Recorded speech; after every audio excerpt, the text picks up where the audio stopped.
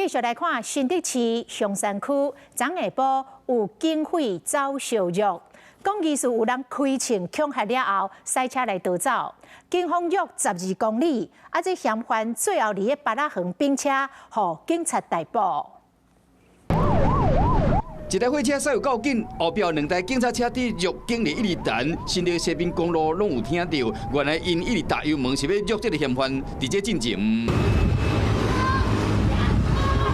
我用大声咧喊，举警棍敲窗仔门，小车敲过来伊，毋过驾驶就唔配合，竟然唔肯落车，所以赛车走互警察用。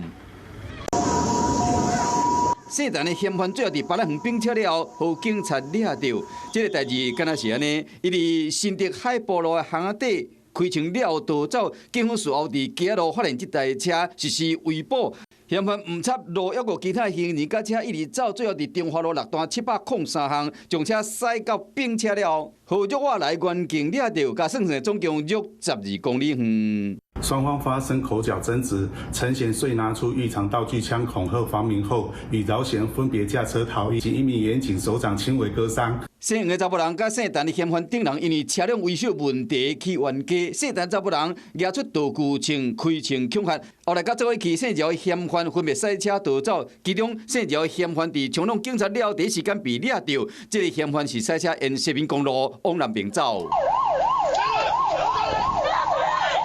整个过程造成一个员警手小可去刮掉，这个案件依照涉嫌妨害公务、恐吓等等的罪嫌，移送新竹地检署侦办。